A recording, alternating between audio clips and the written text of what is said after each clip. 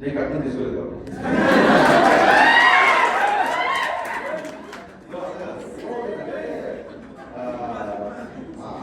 కాన్సెప్టే నాకు